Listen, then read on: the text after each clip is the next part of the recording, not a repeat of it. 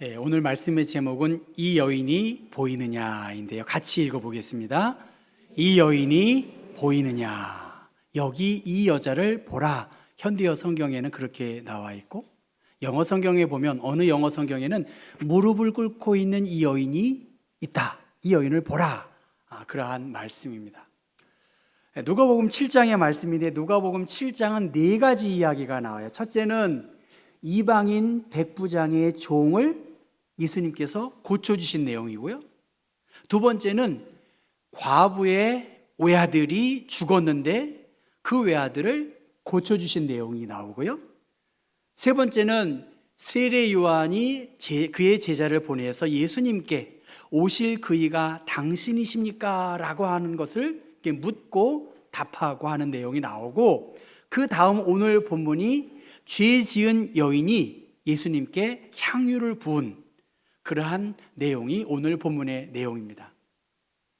누가복음 6장의 말씀 보면 예수님께서 평지에서 가난한 자는 복이 있나니 하나님의 나라가 너희 것이다 라고 하는 그러한 말씀을 전합니다. 가난한 자에게 복음이 증거된다고 했고, 또 누가복음 4장의 말씀 보면 주님의 성령이 내게 임하셨으니 이는 가난한 자에게 복음을 전하게 하시려고 내게 기름을 부으사 나를 보내사 포로된 자에게 자유를, 눈먼 자에게 다시 보게 함을 전파하며 눌린 자를 자유롭게 하고 주의 은혜의 해를 전파하게 하기 위해서 하나님이 나를 이 땅에 보내셨다. 그렇게 말씀하십니다. 그러니까 누가복음 4장과 6장의 말씀과 이어지는 예수님께서 이방인, 우습게 생각하는 그 이방인의 종을 고쳐주신 것이나, 또 과부인 외아들, 그리고 죄 지은 여인의 헌신을 받으셨다라고 하는 것은 예수님께서 소외된 사람들에게 대한 사랑과 관심이 많이 있었음을 누가복음을 통해서 우리가 볼 수가 있습니다. 잼버리가 맞춰졌습니다. 잼버리 중간에 뉴스를 통해서 제가 들은 것은 이슬람 사람들이 음식을 요청을 했다고 그래요. 어떤 음식을 요청했다고 하죠? 그들은 하랄이라는 음식을 요청했다는 거예요. 돼지고기는 당연히 안 먹겠지만 하랄이라고 하는 음식을 요청했다라고 말합니다. 그게 이슬람 사람들의 정체성입니다. 레위기 11장의 말씀 보면 하나님의 백성들이 어떤 음식은 먹고 어떤 음식은 먹지 말아야 한다라고 하는 것이 명확하게 표현되어 있습니다. 그러니까 유대인의 정체성은 그가 무엇을 먹고 마시느냐, 굉장히 중요합니다. 그래서 우리들도 쉽게 말하는 것, 우리가 뭐 하죠? 우리 밥 한번 먹을까? 뭐 그런 이야기를 쉽게 하지 않습니까? 그래서 밥을 먹는다는 것은 친밀한 우정을 만드는 굉장히 중요한 계기입니다. 오늘 36절의 말씀을 보면 한 바리새인이 예수님을 함께 밥 먹자고 초청하는 그러한 상황입니다. 그리고 예수님은 그 바리새인의 초청에 응해서 그 자리에, 만찬의 자리에 앉아 계셨습니다. 그런데 그 동네에 죄인으로 손가락질 당하는 여인이 이 파티에 어떻게 보면 난입한 거예요. 그 자리에 함께 할 수 없는, 손가락질 당하고 무시당하는, 멸시 천대를 받는 그 여인이 어떻게 보면 안내 요원의 제지를 뚫고 혹은 그 상황을 파악하고 급습했다고 할까요? 그 자리에, 예수님의 자리에 가서 어떻게 합니까?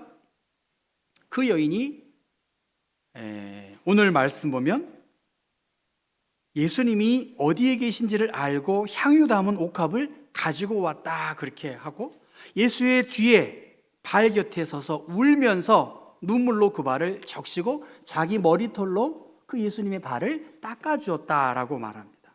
그리고 그 발에 입 맞추고 향유를 붓는 그러한 행동들을 합니다.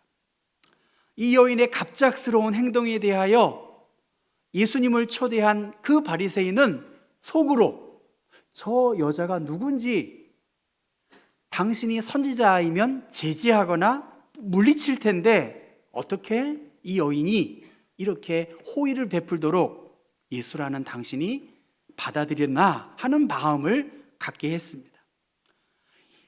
누가복음 중간에 나온 세례 요한의 세례를 많은 사람들, 세리들과 모든 백성들은 받았지만 바리새인들은 예수님 이 세례 요한의 세례를 가르침을 받지 않았어요. 그러니까 세리들과 많은 사람들은 하나님의 구원의 계획에 적극적으로 참여했지만 바리새인과 율법 교사들은 부정적인 혹은 소극적인 반응을 하고 있었던 그 문화적인 환경적인 상황에서 이 향유를 부은 여인은 동사가 37절과 38절에 8개가 나와요. 37절의 말씀 보면 예수님의 위치를 파악했다. 그리고 옥합을 가져왔다. 발 곁에 섰다. 그리고 울었다. 발을 씻었다. 머리카락으로 닦았고 발에 입을 맞췄고 향유를 부었다라고 하는 이 여인의 행동들이 아주 자세하게 묘사되고 있습니다. 이 여인은 그 동네에서 내놓은 여자예요. 무슨 죄인지 아마 성적인 범죄를 저질렀든지 하면 돈의 문제로 돈을 떼먹었든지 아마 그랬을 거라고 봐요. 그러니까 남들이 받아들이기 어려운 일들을 행했던 것이라는 겁니다. 그 손가락질 당한 여인이 예수님께 나아갔다는 것이죠. 하버드 비즈니스 리뷰라고 하는 잡지에서 죄책감에 휩싸인 사람들이 훌륭한 리더가 된다라는 인터뷰 기사가 있답니다. 죄책감에 휩싸인 사람들이 훌륭한 리더가 된다는 거예요. 죄책감을 잘 느끼는 사람이 업무 성과 점수가 높았고 조직에 헌신적이며 동료들에게 강력한 리더로 인정을 받고 있다는 것입니다. 죄책감, 규범을 어겼을 때 느끼는 감정입니다. 잘못을 저질렀음을 인정하고 후회하는 감정이 죄책감입니다. 이 죄책감과 유사한 말은 책임감입니다. 자신의 의무와 역할을 인식하고 그에 따라가는 감정이나 태도, 이것은 죄책감이 있다는 것은 자기 성찰이 없이는 갖기 어려운 감정이기 때문에 자신의 행동을 곱씹고 반성하는 자세를 갖는다면 죄책감이야말로 성취 동기를 이룰 수 있는 중요한 그 사람의 잠재력이라고 그렇게 말합니다. 그래서 미래학자 다니엘 핑크는 후회하는 능력은 고등동물인 인간이 갖는 일종의 특권으로 인간을 다른 동물보다 뛰어난 존재로 만들어준 요인이라는 거예요. 그러니까 후회하는 능력들 굉장히 중요합니다. 여러분 어떻습니까? 후회하는 능력, 죄책감, 책임감. 그래서 이 후회, 이것은 피해야 하는 감정이 아니라 이 자신을 성찰하는 것을 최적화로 활용될 때 그에게는 에너지와 가능성이 있다는 것입니다. 이 여인은 죄책감 속에서 사로잡혀 있었어요. 자신의 행동에 대하여 내가 용서받을 수 없는 존재인 것을 알고 회개할 것과 용서받기 어려운 그 모습에서 이 모든 것을 알고 계신 예수님께 나아간 것이죠. 상대를 어떻게 인식하느냐에 따라 행동과 마음이 달라질 수 있습니다. 이 죄의식, 죄된 여인을 바라본 이 바리새인의 판단은 차별과 혐오와 냉정함으로 그 여인을 대한 것이죠. 저 여자가 누군데 죄인인 줄 알면서 어떻게 이 신성한 식사 자리에 난입해서 함부로 행동하느냐? 아마 그 여인을 하대했을 것입니다. 예수님을 초대는 했지만 바리새인과 서기관들이 수군거렸고 왜 예수는 죄인을 영접하고 그들과 함께 밥 먹느냐고 한 것으로 미뤄봤을 때 예수를 영접하기는 했지만 최소한의 손님에 대한 편의의 제공도 없었음을 우리가 바리새인의 모습을 통해서 볼 수 있습니다. 우리가 쉽게 바리새인에 대해서 말하지만 1세기의 바리새인들은 가장 영향력 있는 그러한 단체입니다. 율법을 진실하게 지키기 위한 경건한 무리들, 그리고 세상에서 분리된 하나님의 나라를 꿈꾸고 자기의 민족의 정통성의 대의를 지키기 위해 힘쓰고 구제하고 금식하는 외적인 경건들, 자신의 명예를 소중하게 생각하고 칭찬 듣는 것에 대하여 감사했던 사람들이 바리새인입니다. 그런데 이 바리새인들이 세례 요한의 세례는 거부했습니다. 마가복음에는 이 바리새인들이 어떻게 예수를 죽이려 할고 꾀했던 무리들입니다. 그런데 누가복음에서는 이 바리새인들의 초대에 대하여 예수님이 오늘 7장, 11장, 14장에 그들의 식사 자리에 함께 참여했습니다. 그래서 누가복음 13장 말씀 보면 어떤 바리새인들이 나와서 여기를 떠나십시오, 헤롯이 당신을 죽이고자 합니다라는 경고도 미리 알려준 사람이 바리새인입니다. 그러니까 바리새인들이 다 나쁜 사람도 아니지만 예수님이 어떤 분이신지를 인정했지만 적어도 이 상황에서 예수님께 무릎을 꿇고 향유를 부은 이 여인의 행동을 이 시몬 바리새인은 받아들이기 어려웠습니다. 그때 예수님께서 비유를 들어 말씀하시는데요, 여러분 성경 한번 41절 말씀을 읽어보겠습니다. 빚 주는 사람에게 빚진 자가 둘이 있어 하나는 500데나리온을 졌고 하나는 50데나리온을 졌는데 갚을 것이 없으므로 둘 다 탕감하여 주었으니 둘 중에 누가 그를 더 사랑하겠느냐? 어려운 질문 아니죠.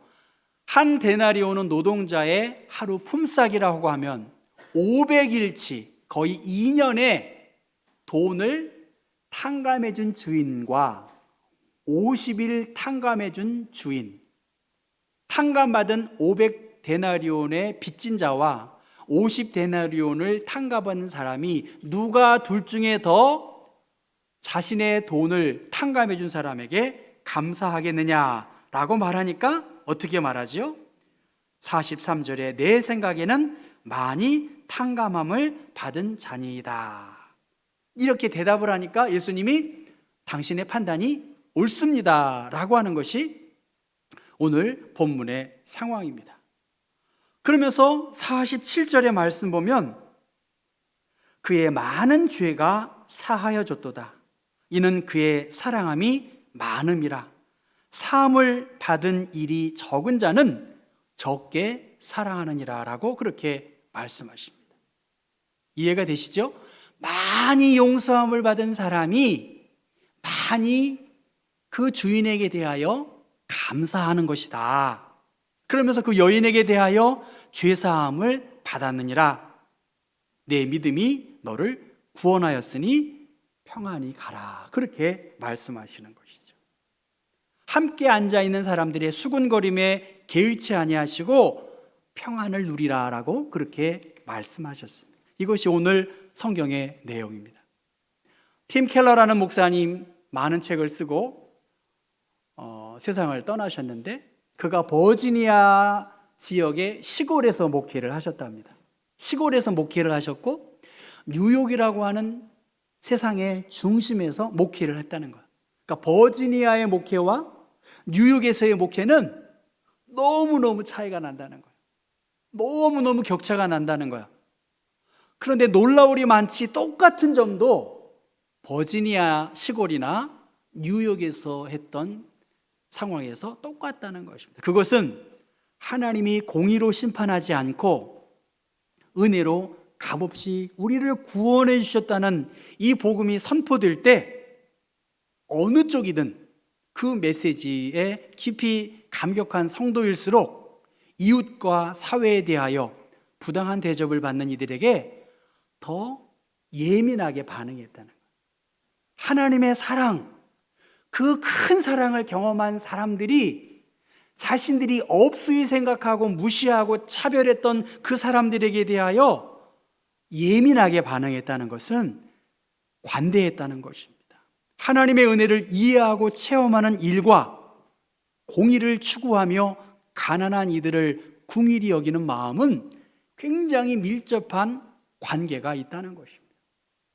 그러니까 교회가 좀 이렇게 하나님의 은혜를 알고 나눔이 있고 이런 헌신이 있어야 되지 않겠습니까?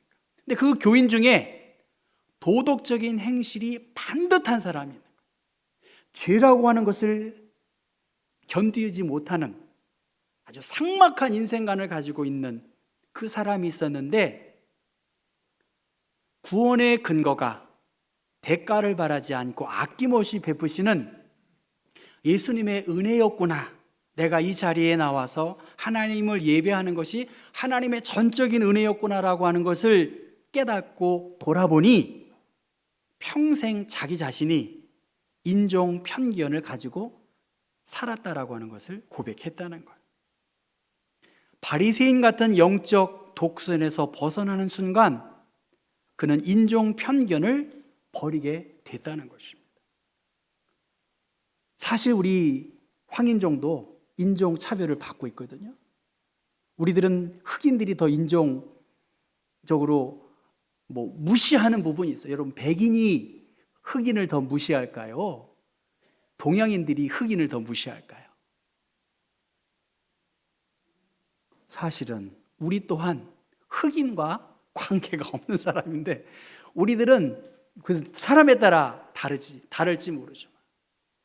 제가 이민사회를 보면 아시아들이 더 원주민들을 우습게 여겨요. 그러니까 무슨 말입니까?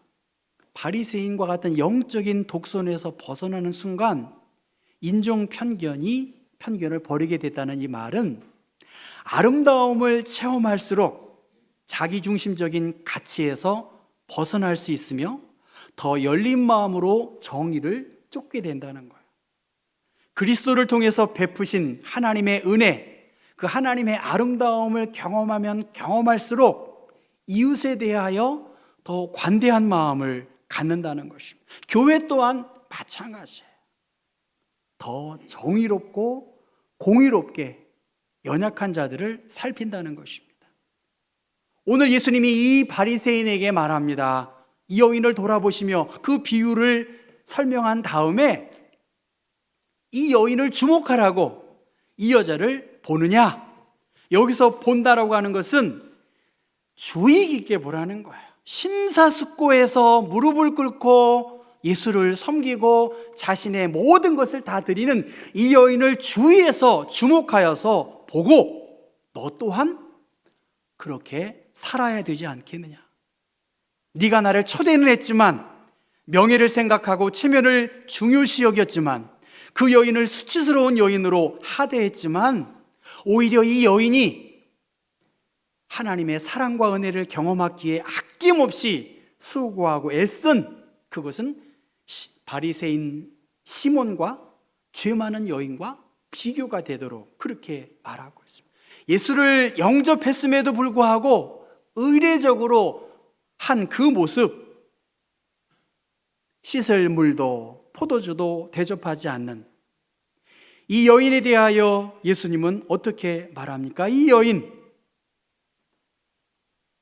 예수님이 말씀하시지 않습니까? 내가 내 집에 들어올 때에 너는 내게 발 씻을 물도 주지 아니하였을 때 이 여자는 눈물로 내 발을 적시고 그 머리털로 닦았으며 너는 내게 입 맞추지 아니하였을 때 그는 내가 들어올 때로부터 내 발에 입 맞추기를 그치지 않았다.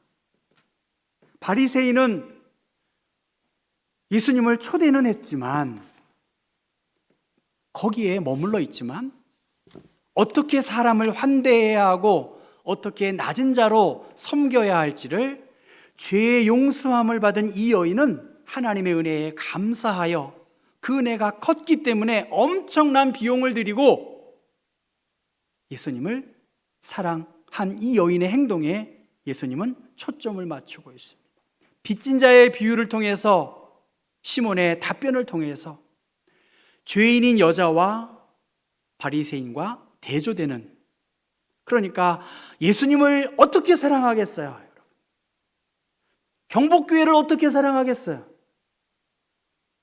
이 여인처럼 최선을 다하여 무릎을 꿇고 눈물로 애쓴 그 여인의 모습을 보라는 것입니다. 주의 깊게 하나님의 영광을 위해서 주의 깊게 힘쓰고 애쓰는 사람들을 살펴보라는 것입니다. 오늘 우리들은 예수님을 믿어요. 얼마나 교회 오신 여러분들에게 제가 감사한지 모르겠어요. 바리새인 시몬처럼 예수님을 그냥 예의에 맞춰서 환영하는 정도이겠습니까? 자신의 명예를 유지하고 강화하기 위해서 환대하는 정도로 머물면 안 되겠지요. 이 여인, 자신의 많은 죄를 용서하시고 새로운 신분으로 부여하신 그 은혜를 알았기 때문에 최고의 것으로 하나님께 드렸습니다. 감사한 여인, 그 여인을 주목하라고 말씀하십니다. 죄 가운데 있던 여인에게 직접 사죄와 구원을 예수님은 선포하십니다. 47절 뒷부분, 이는 그의 사랑함이 많음이라. 그녀의 많은 죄는 사하여졌다. 왜? 그녀는 많이 사랑을 받았기 때문이다. 사랑의 행동이 죄 용서의 근거가 됐다는 것입니다. 광복절을 앞두고 있고요. 우리나라가 얼마나 고난의 역사 가운데에서 오늘에 여기까지 있는지 우리는 알고 있습니다. 우리 앞에 많은 갈등들이 과거도 그렇고 오늘도 있습니다. 한국과 미국과 일본이 밀착했다고 대단한 외교 성과라고 하는 것 같지만 북한은 어떻게 합니까? 중국과 러시아와 또 가까워지고 있어요. 신냉전 체제에서 미래를 향해 가지 못하고 있어요. 죄책감과 책임감이 결여된 시대에 살고 있어요. 나라도, 이 대한민국도 마찬가지죠. 책임감, 죄책감, 이것이 우리나라의 성장 동력이고 우리 경복교회 또한 마찬가지입니다. 책임감이 있게 교회를 살피고 있는가? 제가 웃으면서 그랬어요. 경복교회 출신들이 좀 힘을 내야 되지 않겠습니까? 뭐하고 계십니까? 제가 이야기했어요. 바리새인 시몬, 예수님을 초대했어요. 잔치를 베풀었어요. 그 이면에는 자기의 의로움과 관례대로 머물러 있는 거 아니겠습니까? 주인의식을 가지고 하나님의 큰 은혜와 사랑을 힘입은 우리들이 여러분 살펴보시면 그냥 내가 무엇을 해야 될지를 알 수 있습니다. 우리 교회 모든 일들, 지금 부목사가 휴가 갔는데 할 사람이 별로 없는 거예요. 우리 전도사님 지금 얼마나 지금 왔다 갔다 하는 줄 아세요? 저도 왔다 갔다 해요. 사무원도 없어요. 굉장히 바쁩니다. 사실은 주일날은 바빠요. 평상시에는 그렇게 안 바쁜데. 저도 뭐 청년부 교육자 딱 청빙해서 하자 그러고 싶어요. 근데 그게 그렇게 쉽냐는 거예요. 이 여인을 보라. 주의 깊게 예수 그리스도의 십자가의 은혜로 값없이 구원을 받은 그 은혜에 감격하여서 아낌없이 사랑하고 헌신한 이 여인을 보고 너희들도 그렇게 하라는 거예요. 여러분, 이 교회에 손님으로 오셨나요? 아니면 예배자로? 정말 교회에 살펴보고 돌봐야 할 일들이 너무너무 많은 거예요. 이 여인을 보라. 주의 깊게 보라는 거예요. 하나님의 넘치는 사랑을 힘입었으니 토기장이 되신 주님의 은혜 안에 내 손에 너희들이 있다. 우리의 육체의 본성을 거스르고 시몬 바리새인의 본성을 거스르고 오늘 우리 주변에 예수를 알고 싶고 하나님의 말씀을 알고 싶어요. 예수님의 선언과 가르침에 대하여 그렇게 살아가고 싶은 사람들을 만나보고 싶은 거예요. 죄책감 속에서도 책임감을 발휘하는 묵묵하게 하나님의 영광을 위해서 힘쓰고 애쓰는 그 사람들을 좀 보여줄 수 있어야 되고, 시몬아, 이 여인을 보라라고 하는 것은 네가 그 역할을 감당해서 이 공동체 안에 하나님의 살아계심을 드러내는 것을 내가 보고 싶다라고 하는 말씀입니다.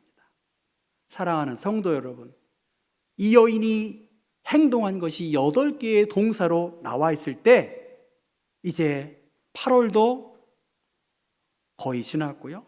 9월과 10월을 앞두고 있습니다. 바라기는 여러분, 여기에서 한번 보세요. 다 보입니다. 하나님이 여러분을 보고 계시고 누군가 이렇게 예수를 믿고 헌신한 사람들이 있다라고 하는 좀 칭찬을 들을 수 있도록 우리의 신앙에 경각심을 가지고 힘쓰고 애쓰신 여러분에게 감사하지만 이제는 더 주인의식을 가지고 교회에 살피고 불안화도 좀 아끼고 전기도 좀 절약하고 우리 살림 아니겠어요?